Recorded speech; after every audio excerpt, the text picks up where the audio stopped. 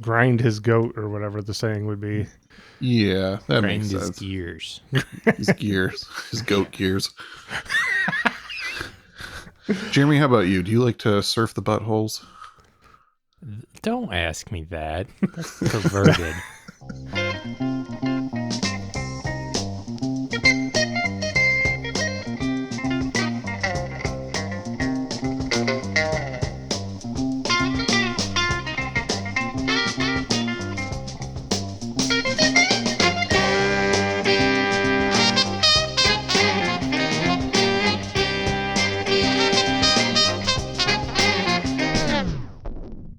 Welcome to I'd Buy That for $1, a podcast about inexpensive, common, and underappreciated records that are waiting to be rediscovered. I'm your host, Sean Hartman, but from now on, you can call me Cosmo Nasty. Parentheses Junior. The junior's silent. Sounds good, Cosmo Nasty. Thank you. I think that means that inexplicably you will just not be on the podcast anymore at some point. And I won't have, neither Jeremy nor I will know why that happened. You know what? I'm okay with that. There will be no record of why it happened. Well, I'm co-host Jeremy, and speaking of no record, I think the internet's, it's failing us guys. Yeah, I would agree. There's too many videos of people trying to actually kiss real jellyfish and not enough information on English alt-rock bands from the late 80s, early 90s. Yeah, that's the problem with the internet. If I could point to one thing that's wrong with the internet, that would be right at the top of the list. I think there might be a couple other things, but yeah, you're right. That's number one with a bullet. I've always said that. Yeah, stunning amount of idiocy of people actually kissing jellyfish out there. So, way to go, humanity. See, personally, I just kept running into thinking I had maybe found information about the band and then realizing it was just something about the band Jellyfish or about the band The Jellyfish Kiss. Yeah, the Swiss band, The Jellyfish Kiss. Yeah. Who sometimes sound enough like Jellyfish Kiss where you're like, I guess this could have been just a slight direction change. Oh, wait, no, different band entirely. Yeah. Well, as the person taking the lead on this one, I'm glad that I'm not alone in my pain and frustration. It's a mysterious album, but a very good album. And I'm co-host Peter Cook, and I've come to talk to you about Jesus and Jellyfish Kiss. One, it's significantly easier to find information about. Yeah, although the facts can be just about as elusive as Jellyfish Kiss. Fair. Yeah, that's who we're here to talk about today. The UK band Jellyfish Kiss and their 1990 release Animal Rites on the Shimmy-Disc label. 1990. What an interesting year to talk about. First time on the podcast. Yeah, it feels good to say 1990. And of course, that's because here in the opening of season 7, to reiterate for those who may have not heard our first couple episodes of the season, we're focusing on records that can be found relatively inexpensive that were released really after the LP era. If you really look at it, I think the LP starts to go out of fashion in the mid to late 80s when the cassette dominates for a few years for consumers. And then come the 90s, the compact disc takes over for quite a few years, and then vinyl just disappears until 2005. It comes back out of nowhere. Starts to the mid to late oddies, we'll call them. Vinyl starts to come back, and it's just exponentially grown. But yeah, so we covered a couple albums that were from right around 2010, 2011, right in kind of at the beginning of the resurgence. So we thought it'd be good to cover something that's really at the very tail end of vinyl in its initial run as a thing. And it's really getting into, kind of the years where people were not buying records. And surprisingly, this album, for how little information is out there on it, I've seen this several times out in the wild. Oh yeah, me too. Yeah, it's weirdly common. It makes me really curious how many copies were pressed, because it seems like it had to be fairly prevalent at some point. Yeah, and I think, Shimmy-Disc, as we'll get into, was a influential indie label, but how about we hear a track before we go any further? Let's hear a track before we go any further. Well, I wanted to start with the second track on the album. The first one is pretty rowdy, as much of this record is. But the second one is a little more accessible out the gate. So we're going to hear Screwed Up Papers by Jellyfish Kiss, Side A, Track 2.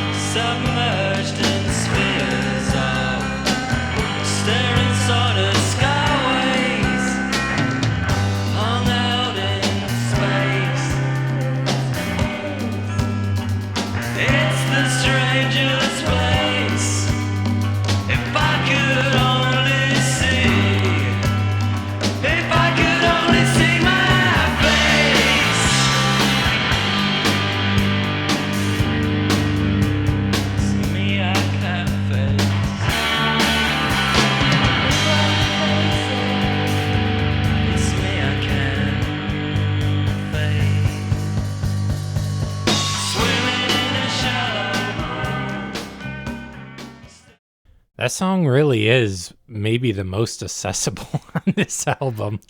Yeah, I thought it'd be a good starting point. Yeah, and it's still pretty raucous and noisy. Psychedelic. There's hints of new wave to it. You know what it really reminded me a lot of, as far as a sort of a scene more than a specific band, but I got some Flying Nun records, the Kiwi pop stuff out of New Zealand. Oh yeah, that's your stuff. Oh yeah, like the Chills, the Bats, the Clean. There's a very strong resemblance to that material, which was really started in the 80s. Yeah.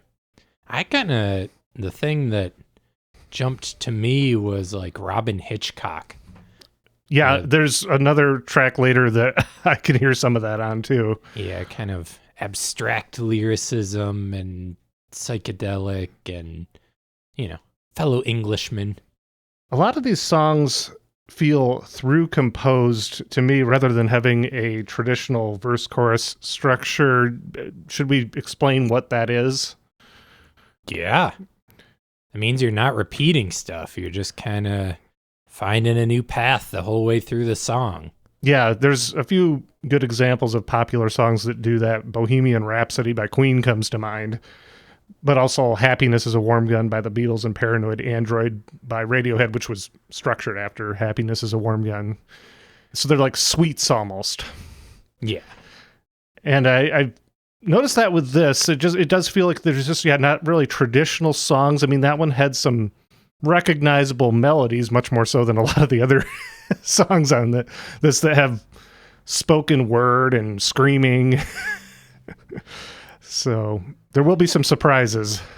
Yeah. I was thinking that in a weird way, this band is somewhat unclassifiable for the different subgenres that they could have fit into at the time.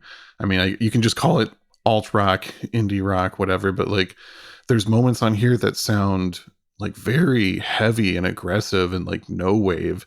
And then there's stuff that sounds more jangly and kind of paisley underground. And there's tracks that are halfway between those two sounds. There's wave sounds on the B side. Like, yeah, it got it's a new very age. strange band. Yeah, exactly. Yeah, and I started to really wonder if perhaps it did a disservice to the band ultimately that they don't really seem to, not just on this album, but in their available discography, they don't seem to really have a consistent identity. Yeah, I mean, they don't even have a consistent band from what I can see. Yeah. And from what I understand, those two different camps, the more like extreme heavy psychedelic and the more like melodic jangly side, like those two camps didn't really cross over very well. Like you didn't have fans of both sounds too much. So to have a band that was okay with doing both of that, I could understand that they were just like not very many people's cup of tea. Mm-hmm.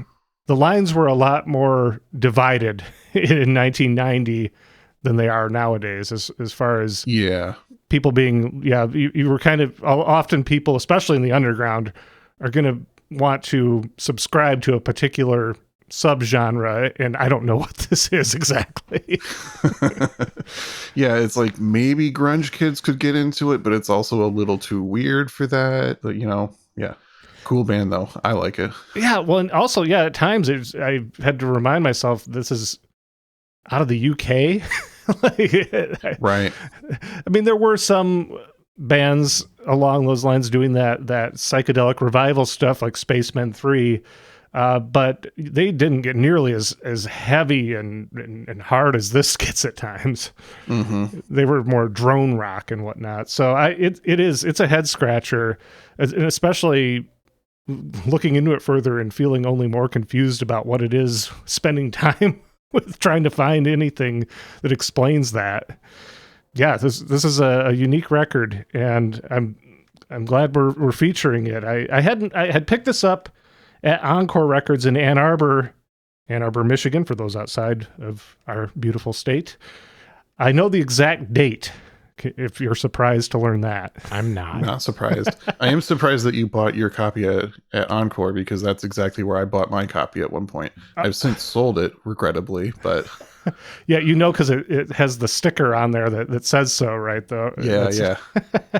It was on April 3rd, 2010, which, Sean, you were with me that day. We were on our way to see Acid Mother's Temple at the Pike Room in Pontiac, Michigan. Legendary show. So good. Yeah, that's at the Crowfoot Ballroom. That's like the upstairs bar area at the Crowfoot, right? Yeah, like a small little room where they book the acts that they're sure won't be able to fill the main stage. Which, didn't you say on our season opener that you had seen Baby D at the Crowfoot opening for Swans? Yes, and Swans had like sold out the big room. They were like a much bigger draw than Acid Mother's Temple at that point too, because they had like just reformed, so it was a big deal that like they had this new record and were back on tour and everything. Yeah, I had known of Acid Mothers for several years, but I didn't realize that they would play at that time a venue that small. So it's kind of surprising to be like right in front of them with 30 other people watching them.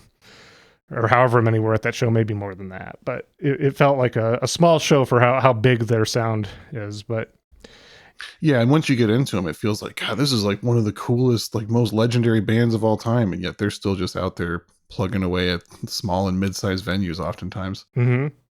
And staying at our house the following year. Yes. Which we alluded to in our Baby D episode. So I paid $4.72 for this. It does not seem like the value of this record has gone up in the 15 intervening years. The cover grabbed my attention. It's called Animal Rites, and that's very much depicted. There's several animals rendered on the cover. I see a pig and a tiger and looks like a cow. A goat. There's all kinds of maybe a catfish. There's an elephant there. Let's just keep going. I want this to be the rest of the episode. This will be better than the top 10 hip hop records of Tim Cohen, right? Yeah. How many animals can you spot on today's album? Is there a polar bear on there? There might be. Wow. Well, anyway. And so that was then right in the middle. There is a family dining, eating meat, of course. So there's some kind of statement being made here. I don't think you really have to go too far with it to figure it out. Then I turned it around and saw on the back that it's a Shimmy-Disc release, and I'm like, for $4.72, which with Michigan tax puts you right at $5. Very clever, Encore. And I just picked it up. I remember, putting it on later and being really surprised at just how diverse and heavy and psychedelic it was. Even knowing records on Shimmy-Disc that are along those lines, this one really pushes some boundaries. Yeah, it seems too inventive to be a cheap album. It sounds like something that's worth a lot more because it's some obscure masterpiece. Well, it is an obscure masterpiece that just has not been. I don't know, masterpiece might be a stretch, but it's a very good album. Yeah. It can be a lot in one sitting. It's like 50 minutes long, but the longer I spend with it, the easier it is to take in. There's a lot of interesting passages and things that you notice upon repeat listens. This band is from Leeds, England, but this album was recorded at Noise, New York by Kramer, which is where I wanted to start with the background, since as we've kind of heavily alluded to, there's not a lot of information on this band out there. So I thought giving some background on the label Shimmy-Disc and its head, the label head Kramer, would be a good place to start. So Mark Kramer was born in 1958 and adopted by a Long Island couple. He moved to New York City after graduating high school in 1976, and his music career kicked off around 1978 when he joined a band led by Bill Laswell, who we covered very early on in the podcast with his band Material, yeah. And this band that Kramer joined with Bill Laswell would actually evolve into Material, but at the time, they were acting as a house band for visiting European musicians. And the band became known as New York Gong because they were working with classic prog band Gong. The frontman and guitarist of that group, David Allen, they were touring North America with him, going around in an old school bus. So Kramer was with that group until about 1980. He only appears on one recorded song by New York Gong. He's on the organ on one song, but he was definitely in the touring band. He then began playing with musician Eugene Chadbourne around 1980. By 1982, they formed the avant rock band Shockabilly with Eugene Chadbourne on guitar, Mark Kramer on bass, and David Licht on drums. For those who don't know who Eugene Chadbourne is, how do we quick capsule someone like Eugene Chadbourne? Legendary, genuine weirdo, genius guitarist. Yeah, and he would go beyond the guitar, like play the electric rake. Guitarist / rake player. Yeah, and he gets the banjo out from time to time. Did you book Eugene Chadbourne or play with him at some point in the last 10 years? Brad Miller, previous guest Brad Miller, was the one that booked it, and I think I played it. It's really hard for me to remember what happened at any of these shows anymore. But you were there. Oh, I was definitely there. You saw him. Yeah, it was amazing. Did he play at Shakespeare's in Kalamazoo? Yeah, Shakespeare's lower level. Okay. So that band, Shockabilly, was active until the mid-1980s, and from connections made out on tour with Shockabilly, Kramer would join the Texas underground legends, the Butthole Surfers, for a brief time as their touring bassist. In 1985, upon returning to New York, following a European tour with the Surfers, he purchased a 16-track recording studio on 34th Street called Noise, New York. He used a $5,000 loan from his uncle to make this purchase. And the first song he recorded there was the Butthole Surfers' version of the Guess Who classic American Woman. And so Kramer began overseeing dozens of projects at the Noise New York studio, including albums by Half Japanese, G.G. Allen, Mo Tucker of the Velvet Underground, and all 3 of the Galaxy 500 albums, which are college radio classics. Wow, that's already quite the lineup.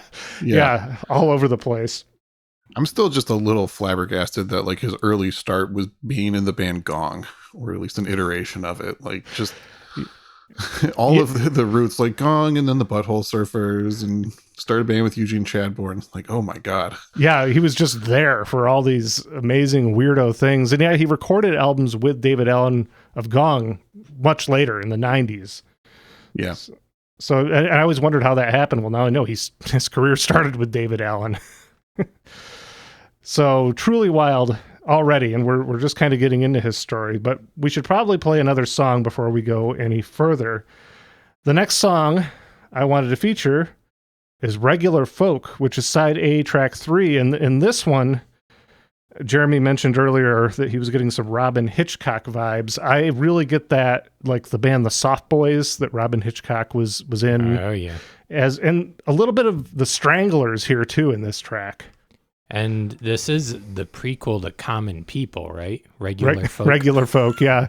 Yeah, I'm sure Pulp had this Jellyfish Kiss album on the platter when they came up with that song. So let's listen to Regular Folk by Jellyfish Kiss, side A, track 3.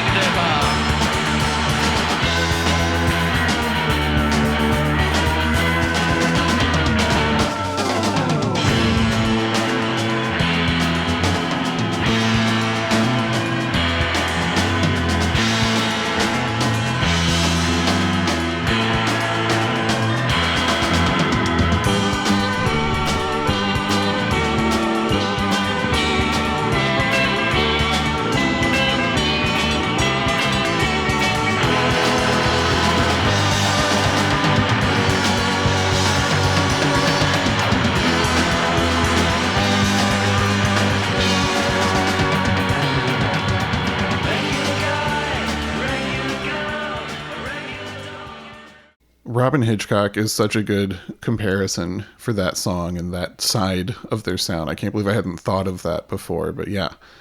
They're still making the sound their own though. And like we said, they've just got this weird style. It's kind of this kind of like careening, like everyone's just like running forwards with the songs. Like there's not like clear, concise starts and stops. There's like this bit of like raw, sloppy energy to it that I really gravitate to.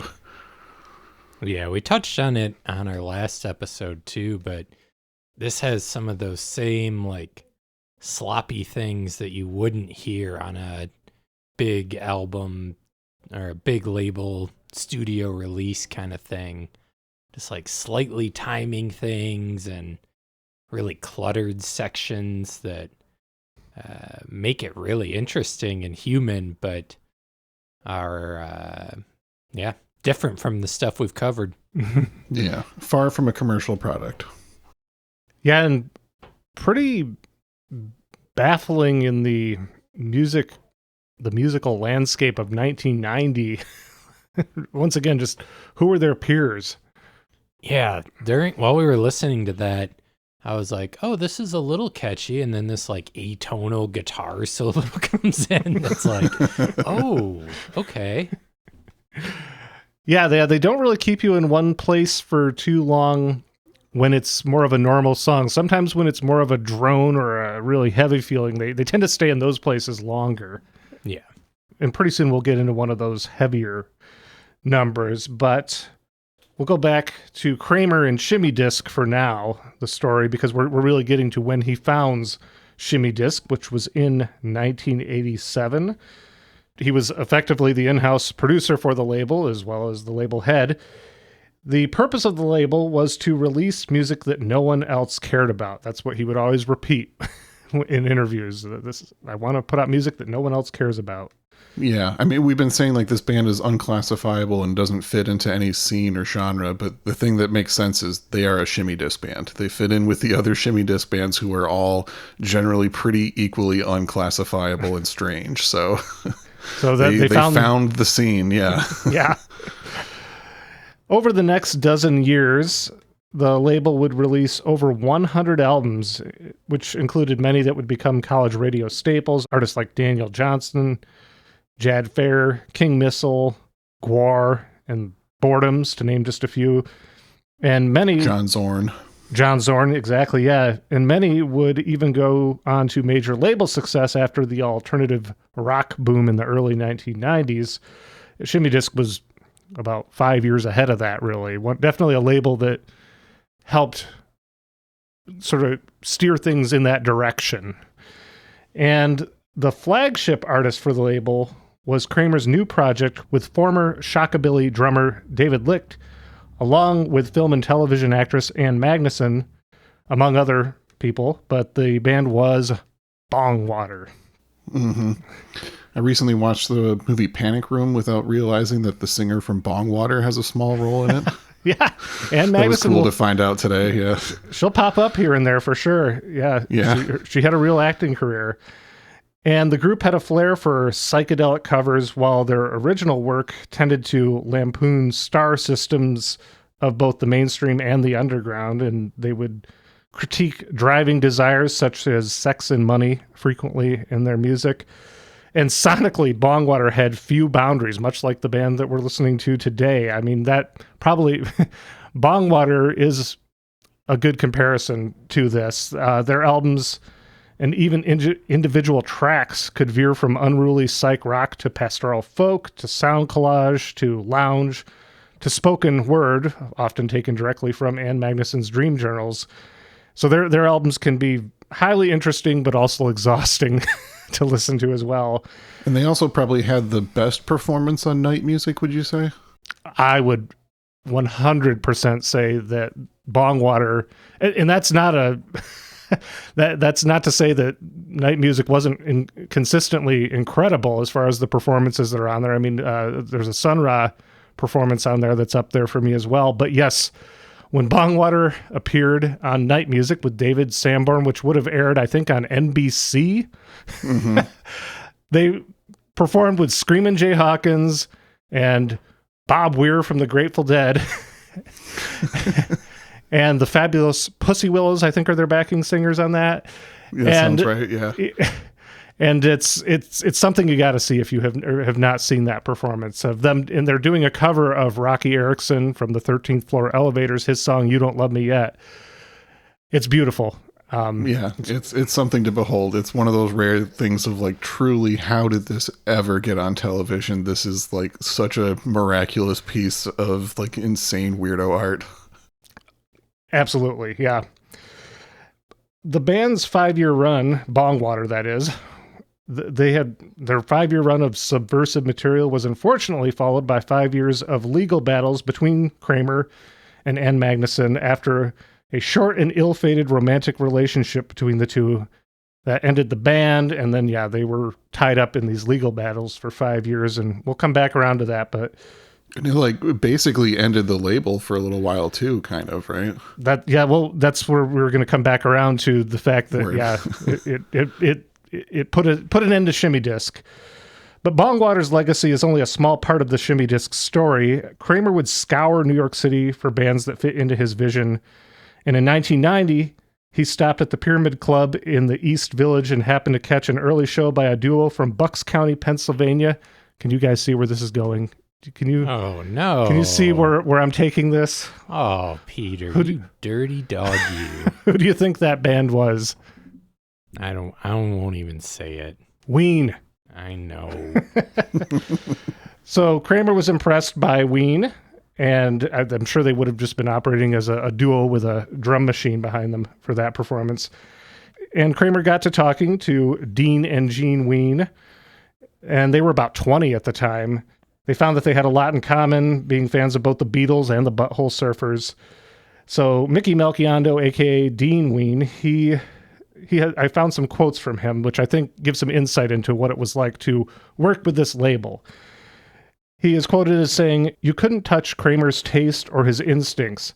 Look at the catalog. He had the Boredoms, Guar, John Zorn. The guy always knew what time it was. We were living in New Hope, Pennsylvania, doing our thing in our apartment. To us, Kramer was like the Wizard of Oz or something." And they ended up sending Kramer their 4-track home recordings as a demo.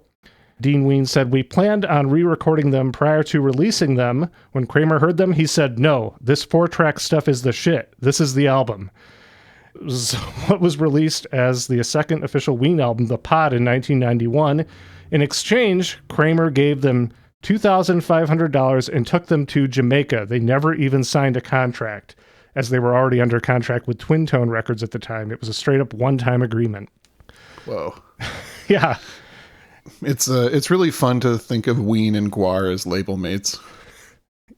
Yeah, well, to the extent that Guar sampled a Ween song on one of their albums. Nice. I guess that explains how that happened. I remember being confused as to how that happened, but that makes sense. So Kramer seems to have had a lax approach as on the business end of things, but it did seem to catch up with him when artists felt that they were owed money. And Magnuson, his former bandmate in Bongwater, being just one of those people, the label folded at the end of the 90s amid many legal issues that Kramer was wrapped up in. And many of the exact details are obscured, but he did finally, thankfully, revive Shimmy-Disc in 2020. So after a 20-year absence, we got Shimmy-Disc back in the last 5 years. It's now being done in partnership with Joyful Noise Recordings, and the label has released a lot of previously unreleased material by deceased artists like Daniel Johnston, Allen Ginsberg, Hunter S. Thompson, and Bruce Hack. And, wow. And Edgar Allan Poe. Yes, yeah. I don't exactly know how that works, but yeah, I did see his name. Yeah, it's funny to scan the like artist roster on their website, and there's just an Edgar Allan Poe portrait in the middle of all of these like more modern alternative artists. I also saw that Kramer's kind of a new age guy now, which is interesting. Like just put out an album with Laraji. Really? Yeah, kind of a. Very it makes cool. sense though. I mean, I could see that transition in his later years, trying to quiet down a little bit. Yeah, he kind of always had a vibe about him, like he might head that direction eventually. Yeah, maybe it was his call to put the wave sounds on this album. Yeah, maybe he wanted a little of that. Got to get a little nature in there. Mm-hmm. His Kramer's solo albums that were mostly released in the 90s, I believe, those are great. I love those. The Secret of Comedy is one of my favorite albums, so those are worth checking out too. And Bongwater is fantastic.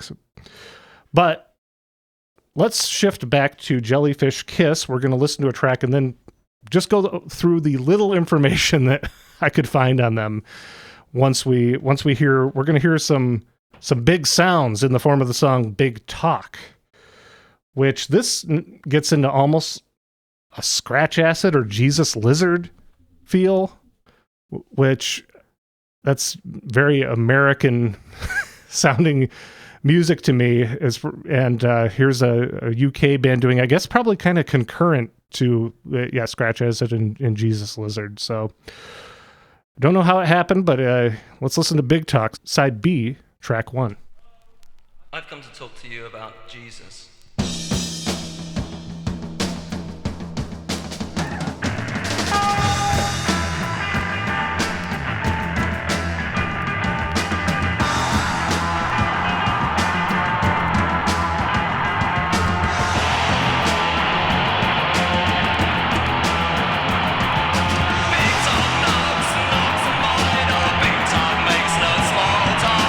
Big talk knows the power of words. Big talk knows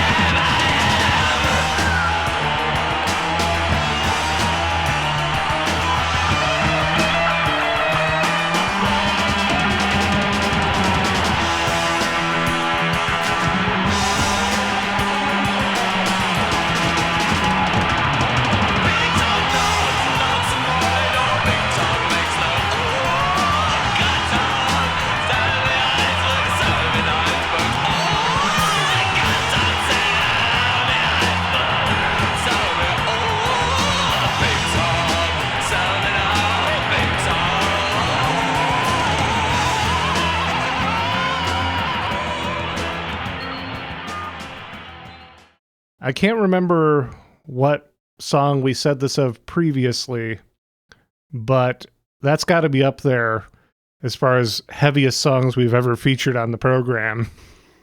Yeah, I would agree for sure. There's not a lot of material we've covered that really gets into this territory. That's like, that song is full on, like you said, scratch acid, noise rock, no wave territory. That's also my favorite song on the album. I have fond memories of playing that song on WIDR back in the day.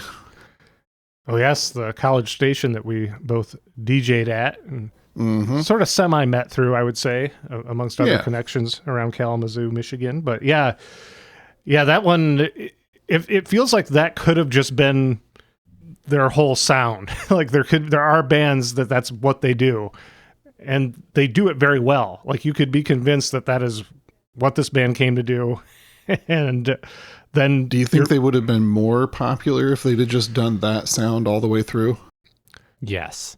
I think they potentially, if they found the right small demographic, they could have been in that like Jesus Lizard sort of camp of a band that would be the people that really like that sound would latch on to. But the people that really like that sound would be turned off by a lot of the other sounds on this record.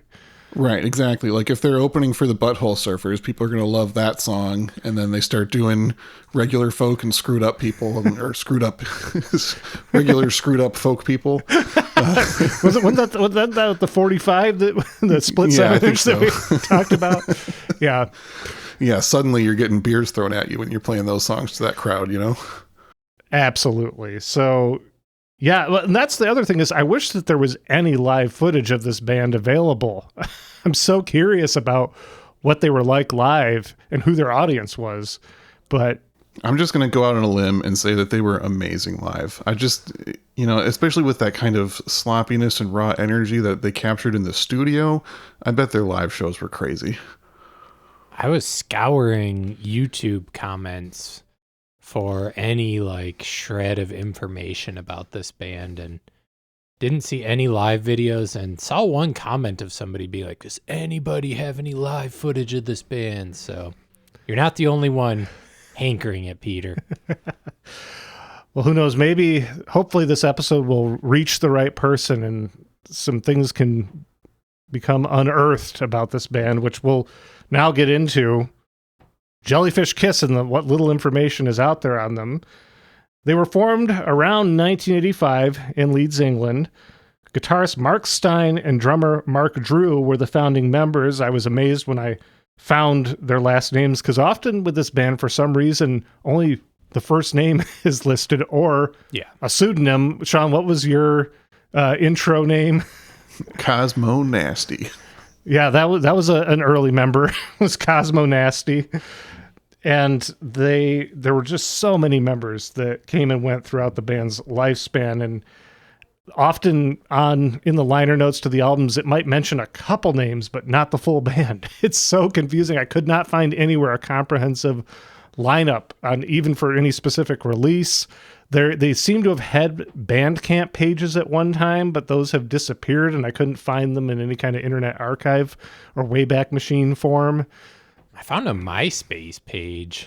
But it had like no information on it. At a certain point, it seems it's just shrouded in mystery for a reason.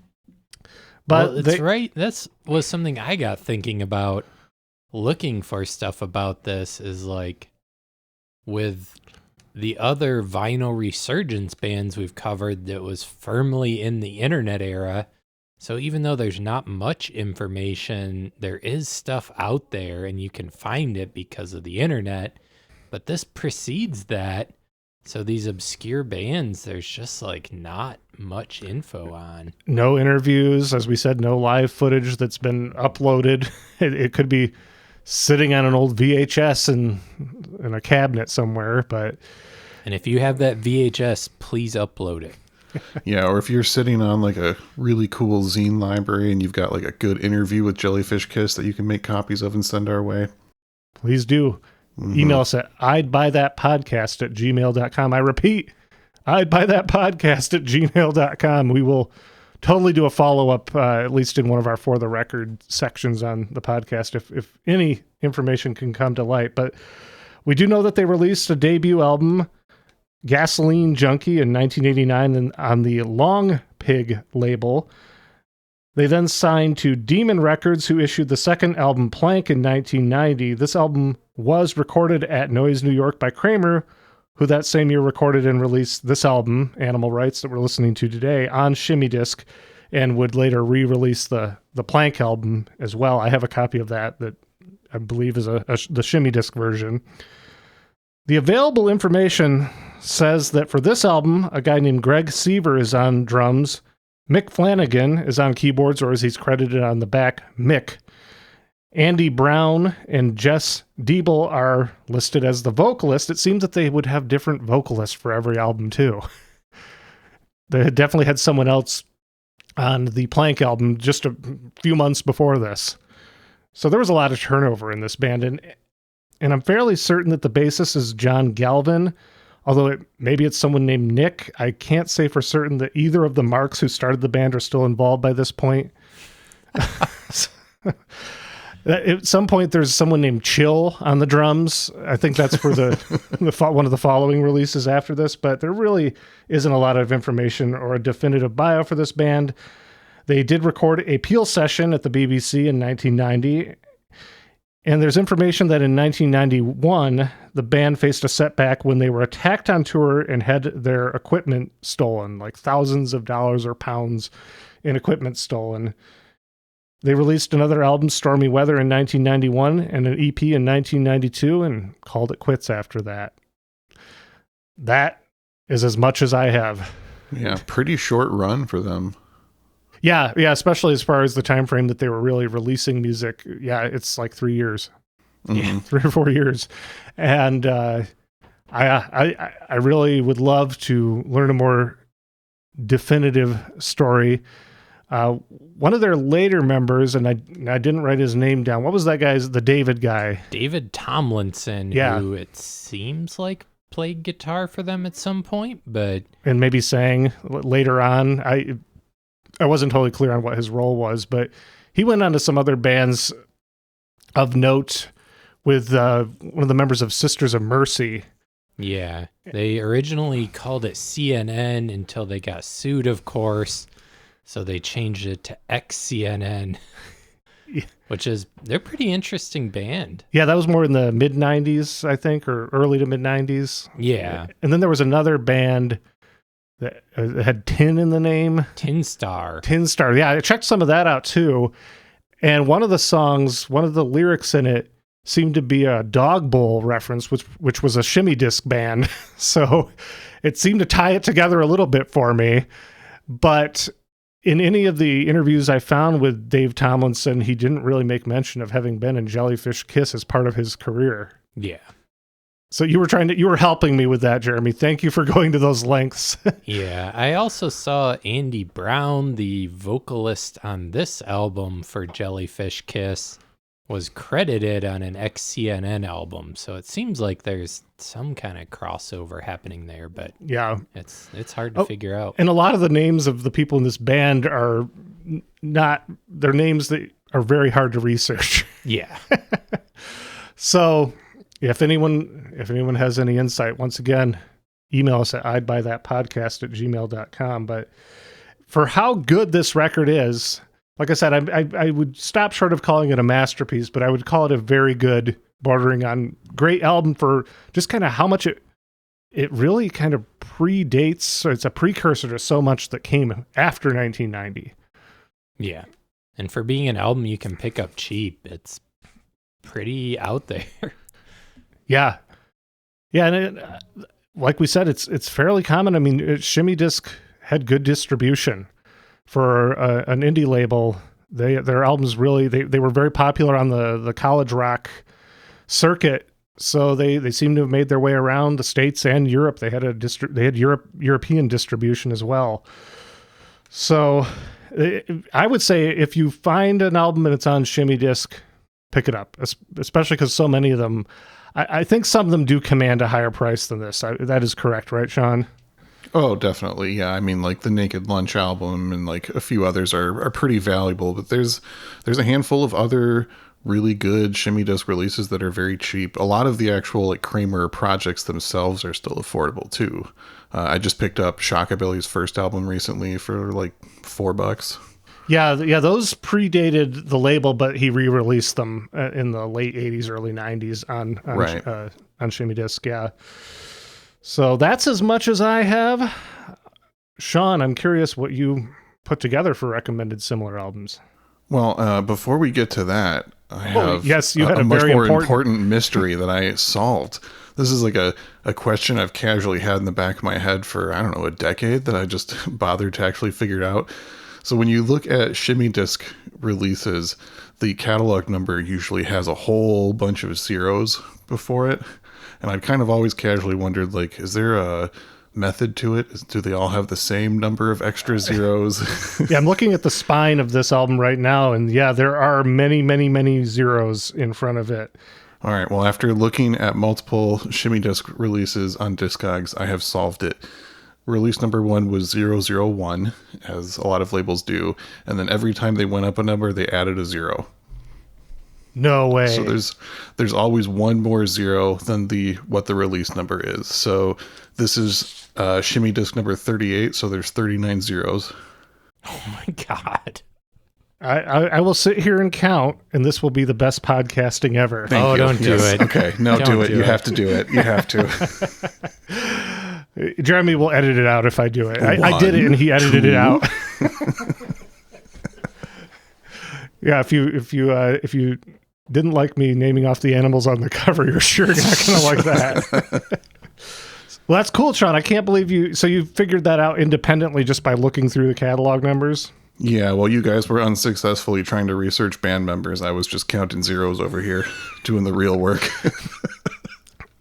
Amazing. 5 stars out of 5, Sean. Thank you. Okay, well, which catalog numbers and how many zeros do they have did you pick for your recommended? I didn't even write down the catalog numbers, but I have 3 Shimmy-Disc related albums that I highly recommend. First up, the previously mentioned debut Shockabilly album Earth versus Shockabilly from 1983. I really want to cover this one on the podcast later. Maybe we'll get previous guest Brad Miller to come on so we can go real deep on the great Eugene Chadbourne, who is a member of Shockabilly. Yeah. Brad was, of course, a wider DJ starting, I believe, in the 87, 88, in that time frame, right around the time Shimmy-Disc as a label started. So he saw a lot of these artists perform when they would come through Kalamazoo and was buying these releases as they were coming out. So it'd be great to have Brad on. There's really no more qualified guest unless we got Kramer. Yeah, which, I mean, maybe, wouldn't rule it out. Let's see. One thing we should mention that is interesting about a lot of these Shimmy-Disc bands, especially the Kramer ones, is they're usually pretty cover heavy. Like the first Shockabilly album has like multiple Hendrix covers on it. There's a Doors cover and things. And I mean, they're oftentimes covered in a way where if you weren't really paying attention, you would never think of it as being a cover. Yeah. We mentioned that Bongwater did that a lot too. They would do versions of Monkees songs and Led Zeppelin songs and the Beatles. Yeah, it was kind of across the board. It was an interesting feature there. But yeah, I love that first Shockabilly album. Next one, Bongwater. Mentioned them a bunch, but I'm highly recommending their first album, Double Bummer, from 1988. That is a super dense album that just goes so many places and is a kind of wild underground minor masterpiece. Yeah, that's one I have on CD. Yeah, it's a dense, wonderful album. And last up is one that I know Peter is going to very strongly co-sign, and maybe you don't even know how cheap this album is. Dog Bull, Tit, and Opera from 1989, still a less than $10 album. That is so wild. That's such an incredible album. Brad got me into that around 2010, 2011. Yeah. I first heard about it while listening to you cover one of the songs off of it at a house show. Yeah, it was probably Monkey Bars. Yep. Yeah, I used to play that one a lot. That's the song that I think I'm pretty positive was quoted in, I can't remember this band's name, Tin Star. Tin Star. Yeah, I'm really positive that he was Dave Tomlinson was making a reference to Monkey Bars by Dog Bowl. Nice. So that's good. So that's still a cheap record. Yeah, I was kind of shocked. And in my mind, that's like a pretty incredible, revered classic of the underground, but apparently not for very many people. Yeah, well, it's pretty strange stuff, but it's really good songwriting. Like, that's very strong. Like, there's a lot less noise and psychedelia on the Dog Bowl album. Is very earnest songwriting. Yeah, I was going to say, Jeremy, I think of all of these bands, Dog Bowl would be the one I would recommend to you first. Are you familiar with Dog Bowl at all? I heard about it about 30 seconds ago. Okay, good. I'll send you something later. All right. Yeah, Jeremy, what do you think about all this Shimmy-Disc stuff? I feel like some of it would work for you, and some of it I feel like has got to be kind of annoying to your sensibilities. But where are you at? I'm not super familiar with most of this stuff. Yeah, well, there's over 100 releases, as we said, so I'm only probably familiar with a dozen or so, really. I still have a long way to go with that. Like, I know of a lot of the bands, but yeah. Yeah, the ones you name, the only one I know decently well is Daniel Johnston, and I enjoy that, but that's not as noisy and such as all these other ones you're mentioning. Yeah. So when you come across a Jellyfish Kiss album at the store, are you going to pick it up or just be like, oh yeah, I remember talking about this? I think I'm going to pick it up. Okay. I actually cool. enjoyed most of this. There's like a few times where it got a little abrasive. There are some very long passages on this record, and I decided that I wanted to go with the more accessible sections because I couldn't really figure out where in those long passages to start or stop. Yeah. And really make them make sense. Yeah, and sometimes you got to really listen to it all the way through to like get the full effect of it. Just taking a clip might seem weird. Yeah, this was a difficult record to choose what to feature, but I'm pretty happy with where we ended up. And I'm glad you guys, I knew Sean was familiar with it. I wasn't sure where he stood because he had mentioned selling off his copy, but I think at a certain point you just had so much stuff that you kind of had to do a purge, right, Sean?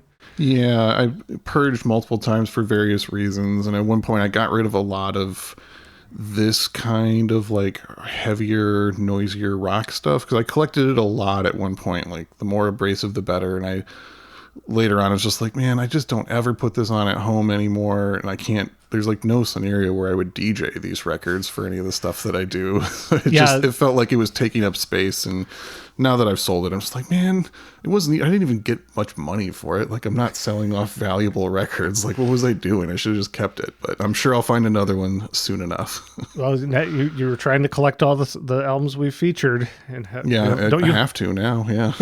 You have a little section of your library that you put them in now, don't you? Yeah. So anytime we cover an album that I already own, I have to move it from one section to the podcast featured section. Our listeners did not know the Sean Hartman that I met 15-ish years ago, who had not gone through his funk and soul, that whole, I don't know if renaissance isn't the right word, but the sort of awakening. Yeah. Then followed by the New Age awakening. Yeah. Our listeners don't know that. Yeah, you at one time, like when I first met you, you were into very abrasive music at that time. Very challenging stuff. I was the noise rock guy for a minute there. Yeah. And then I started to see that shift just a year or two into knowing you, and then the next thing I knew, you were like way deep in the soul and funk, and then later like gospel, and then it somehow veered into new age, and it's been an incredible journey to watch. Yeah, when I find that new hyperfixation, I go deep. It's how you keep it interesting and a lifelong passion, right? All right. Well, I think we've said as much here as we can because, I got literally nothing left. Well, there's one thing left. What are you going to leave us on?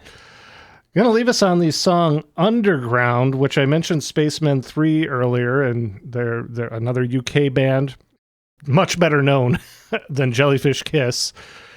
Pretty influential band. Of course, those members also went on to very high, like the band Spiritualized and Sonic Boom, Spectrum, all that kind of stuff. But yeah, Spacemen 3, I couldn't find that these bands ever crossed paths in any way, but this track especially, Underground, definitely gave me that drone rock feeling. Interestingly, Spacemen 3, the more I learned about music, I realized that a lot of their stuff was either covers or references to other artists, often obscure experimental artists. Interestingly, with Jellyfish Kiss, yeah, I didn't really sense that there were any covers on this. I think this is all original material for saying that, yeah, a lot of Shimmy-Disc does include covers. I think this is all original songs on this. We'll go out on the song Underground. We're going to jump a little ways into it where it really starts to pick up and go into the song because there's a long, extended, noisy intro. So we'll do that. Of course, you can check us out over on patreon.com/I'd-Buy-That-Podcast to support the program and get some bonus content in return, bonus episodes. We'll have more of those this season now that we're into season 7. Help us out. Keep the lights on. You guys ready to go underground here? Let's go underground. All right. Thank you for listening to I'd Buy That for $1. I'm co-host Peter Cook. I'm co-host Jeremy. And I'm Cosmo Nasty, signing off. I'm signing off too.